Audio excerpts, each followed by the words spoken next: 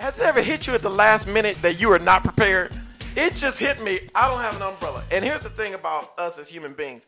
What do we do when we don't have an umbrella? We go out in the rain and we hunch over. As if hunching over, you don't get wet. We hunch over as if that stops the rain. And so I'm getting ready to get my best hunch on and go out in this rain and act like if I run and hunch, I don't get wet. You get just as wet. You probably get more wet than hunching and running. But I don't have my umbrella. Anyway, welcome back, y'all. It's the Marlon Saunders Show. This is Marlon Saunders. Are they waving at me in the window? They're waving in the window. Oh, they waving in the window. We got some audience members. They staying in the car, though. I bet y'all won't get out the car. Look, they're not going to get out the car. And I can barely see them because there's a sign in the way right now. But I see you. I see you. That's the Towns family. Said your name on the radio. Carthel and Tanya. I knew them. I know them. All right, so here's the thing. What was I talking about? The rain. Before that, parenting, technology. That's what we're talking about. You know what? I have to say this before we move on. A lot of people make this show happen. They make this show possible. And if I don't thank them right now, that's not going to be cool. You hear their commercials sometimes when we go to break, but I have to thank Clarita Thomas from Entourage Hair Salon. You guys, let me tell you, if you are anywhere close to, look at Donna running out in the rain right now, hunching over. She's doing the hunch. Donna, you still getting wet. If you are anywhere close to Santa Clarita and you need to get your hair done, listen, Clarita Thomas, Entourage Hair Studio, look it up. Entourage Hair Salon. Look it up. Check this out. My dear friend at I Define Me, you have to look that up. Shockey owns that. That's a good friend of mine. IDEFYNEME.com. One more time. IDEFYNEME.com. I Define Me. Please go to that. Check it out. Awesome organization there. Doing a wonderful work. And then I also want to mention Latte Life. Charlona Merritt, she was on the show about a month ago. And she has a big conference coming up down in Manhattan Beach, California, which is all of 5 miles, south of Los Angeles. I mean, you could really still say Los Angeles. But Manhattan Beach, California, she has a conference coming up. But I want you to log on to lattelife.com or .org. Log on to Latte Life, LATTE, life, LIFE.org or .com is one of them. But try both of them. Hopefully they're both safe sites. With technology now, one is a church site and the other one, you're like, oh my God, turn it off. And so you got to be careful. The other day I was trying to look for something for bunnies and rabbits, and I missed one little thing, and it wasn't quite the rabbits I was looking for. And so you got to be careful when you're on the internet. So try lattelife.com or .org and just pray to God they're both safe. But one of them is going to bless your life and change your life and transform your life, because one of them has information on there about, one, how to be a better you, and two, this conference that's coming up in Manhattan Beach that I'll be speaking at myself. And so look that up. Ann Kendricks also helps sponsor this show with Amazing You. And, of course, she's our special guest today. But Amazing You. And then the website that they can go to for Amazing You, let's see here. The website, you can go to amazingyou.life. I love that. Amazing You, spell out you, Y-O-U, .life. Go to that site. You will be encouraged. You will be blessed. And so Ann Kendricks is here today. Now, before we went to break, we were talking about technology. Well, we were talking about spending time with our kids. And I was telling you how I used to spend Saturday mornings, every day at some point during the day. But I remember Saturday mornings with my dad watching boxing. And just more than the actual fights, it was spending the time with him. Every now and then when boxing went off, we'd watch Rocky or we'd watch Superman. Maybe that's why I'm so violent. We'd watch Rocky, watch Superman. Maybe if we had watched a little bit more Wiz, the Wizard of Oz, maybe I'd be a little bit more calm.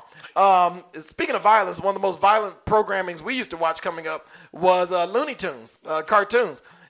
They were some angry people, but I loved it.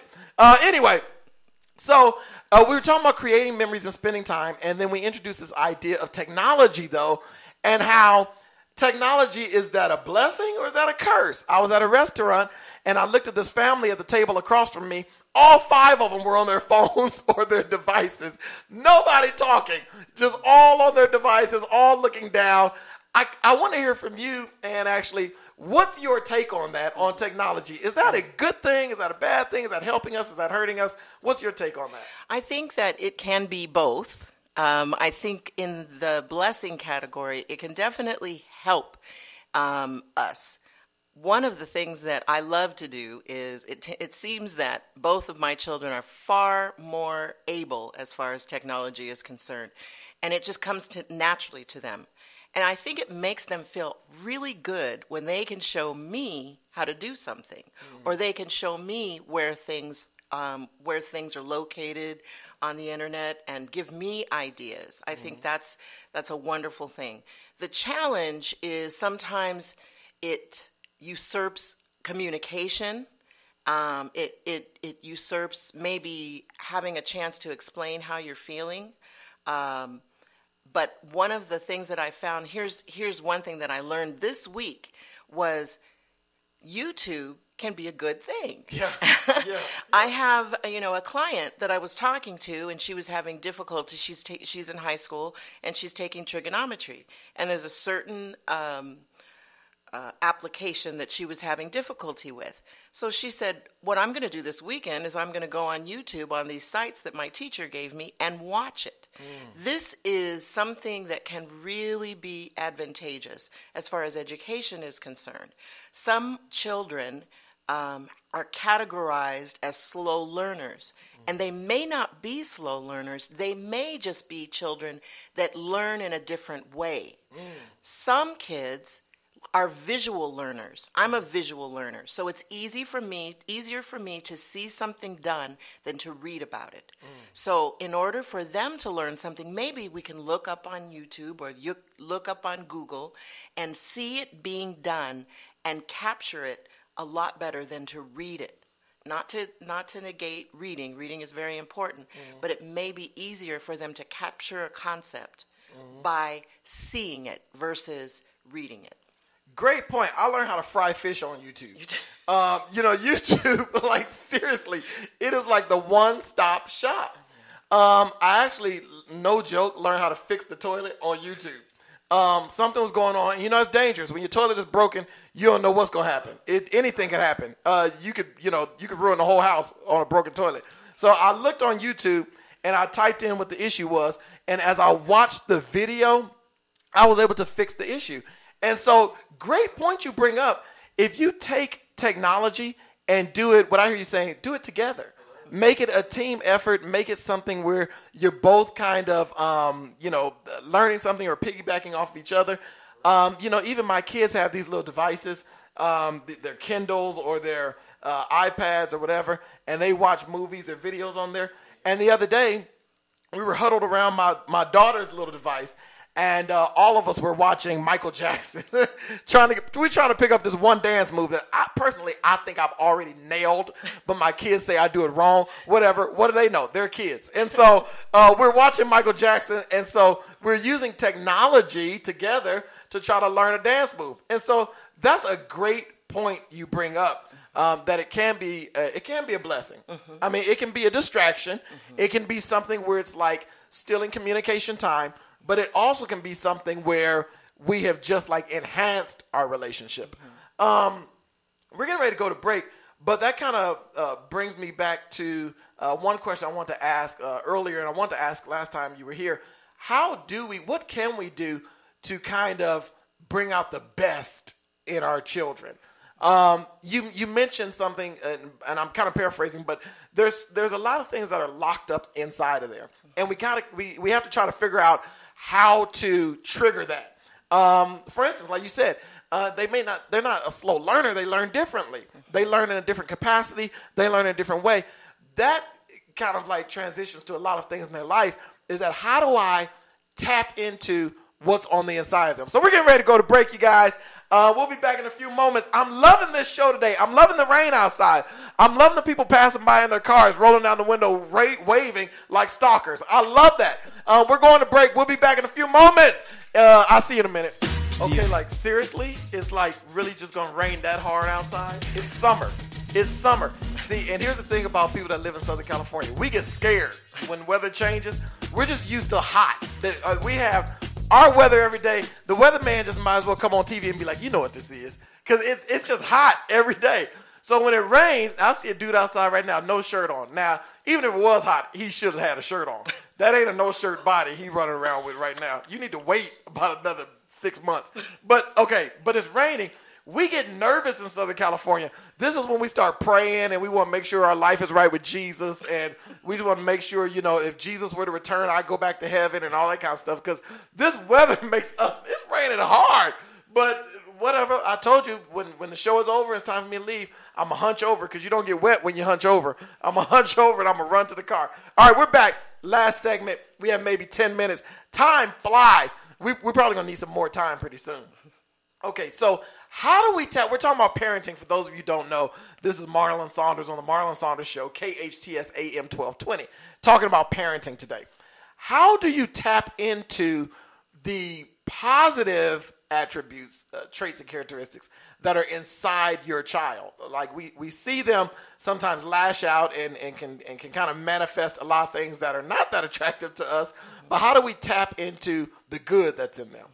Try to focus on the positive, to notice those things that they tend to be consistent about, the things that they tend to be meticulous about, and try to turn it into something positive and share with them and explore. Use that as an opportunity to explore what their strengths are.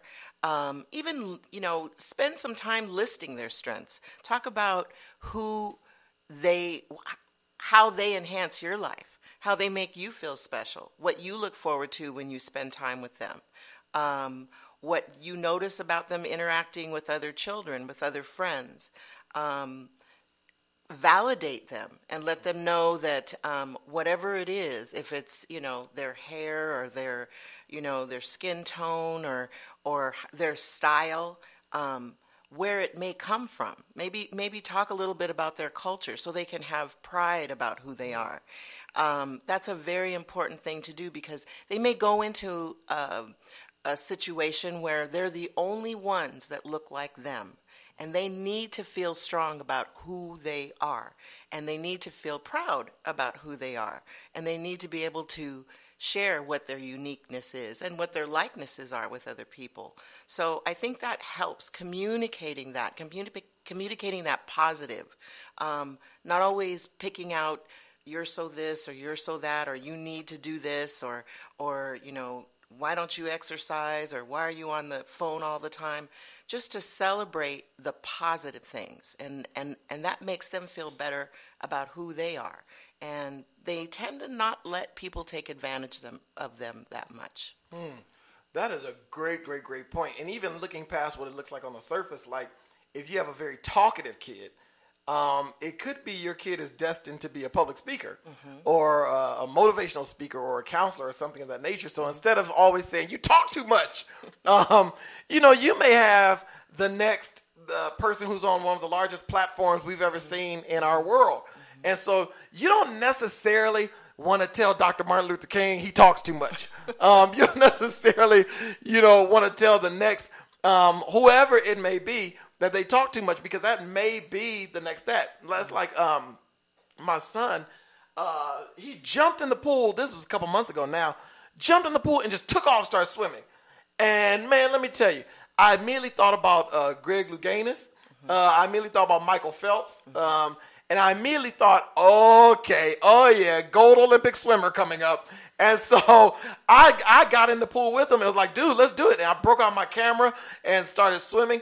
And, it was funny. He said, I used to think I wanted to be a pastor, but now I think I want to play basketball and maybe swim.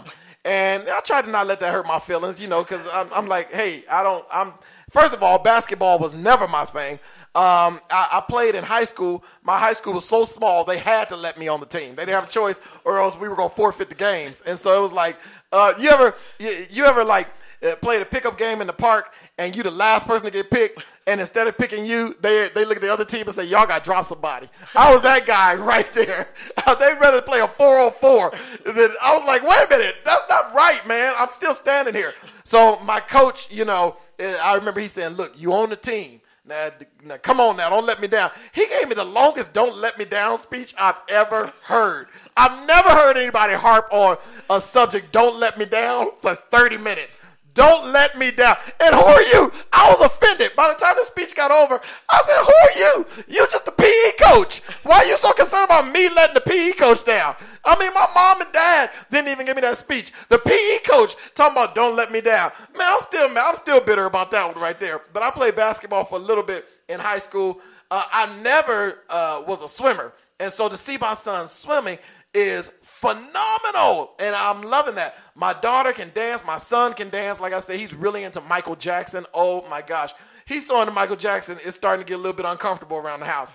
And, he's just good morning, man. Yeah. I'll say, hey, Mason, good morning. Wait, what? You can't just say good morning back? I'm like, hey, man, you hungry? Shimon. Wait, whoa, are you hungry? Just yes or no. Oh, I'm like, dude, sit down somewhere. He be dressed like Michael Jackson, got white tape around his fingers. We all go to the car. He moonwalk to the car. We get out the car. He got to lean out first, and then he want an umbrella over him to get. I'm like, what are you doing? Just stop it. And he's all of the Michael Jacksons. He's the baby Michael Jackson all the way through the court trial Michael Jackson. He's all of them. And so every now and then, even when he gets sick, he looked like the sick Michael Jackson that had the court appearance. And so I'm like, dude, pull back on the Michael Jackson. Pull back on the Michael Jackson. But it's all fun. They watching it right now. I guarantee you, when this show goes a commercial break, they take Michael Jackson off pause, because the live concert when he was in Bucharest is in the DVD player right now. When I left this morning, I heard, and I'm like, nobody heard me say bye, or no, they don't even know I left. And so I guarantee you, when we go to break, it's, and then when the show comes back on, they probably don't even pause it. They probably just turn it down. And so it's both the radio show and Michael Jackson. Okay, before we go, can you kind of talk about the importance of kind of demonstrating certain characteristics and attributes in front of our children and kind of leading by example? Can you speak to that for a second? Yes, because I think that is so important. I think the things that we say, we don't realize how much of an impact they have. And a lot of times if, us ladies are looking in the mirror and we see something we don't like in the mirror, we may say something negative. Well, understand that part of you is in that child. And if it's something that you don't like about yourself, they're thinking there's something that's inadequate about them. And they have to understand and see the demonstration that you give of how you love yourself, how you believe in yourself, how you encourage yourself, how you take care of yourself. Because later on, when they have relationships with people, when they do certain things, they will have confidence and they will look at themselves in a more positive light. Not that, I need to lose weight or I'm not adequate. Nobody's going to like me because my hair is so short or so long or so wavy. With boys, when you say, you're not supposed to like those colors, or you're not supposed to sound that way, or you're not supposed to, you're supposed to have more muscles or something like that, then they're thinking, okay, well, I'm not enough. Obviously, who I am is not okay. So I think that is very important for us to watch ourselves when we talk to ourselves in the mirror, or when we're walking through the house and it's like, oh, this looks horrible. Oh, I'm so fat. Oh, I'm so, I'll never be anything, special. We have to watch that language. Wow. It's funny because I don't think we realize sometimes as parents, whether you want to be or not, you are the person who your kid is taking cues from, formulating opinions from. For our daughters, they're learning about men through their fathers and learning what to tolerate, what not to tolerate, how a man treats them. For our sons, they're learning how to handle themselves and carry themselves. And whether you want to be in that role or not, you're in it. So you might as well maximize it for the better. And I love what you said, even things like looking in the mirror and thinking we're just talking to ourselves about ourselves, the child will look at that and go, well, I'm part of you. So if that's bad on you, it must be bad on me. If you don't like that, then and you always say I look like you, or everybody else tells me I look like you, maybe I shouldn't like this either. Oh my gosh, I love that. And thank you so much for being on this show today. Thank you. I really, really, really appreciate it. I know it was helpful. You know, it's funny. We could do this every weekend because parenting it's ongoing. It's ongoing. And to try to squeeze it all into, an hour, 50, roughly 45 minutes, or with commercials, 35, it's just impossible. So I think you need to come back. And I think we need to talk some more about this. Y'all, I know you enjoyed the show today. Thank you to the couple of people that walked by in the rain, waving in the window with your umbrellas. Appreciate y'all. Thank y'all for doing that. I'll be back next Saturday with a brand new show. Maybe Aaron can come back next Saturday and we can talk some more about how to parent these kids. In the meantime, y'all have a great weekend. Have a great week. And I'll see you next Saturday.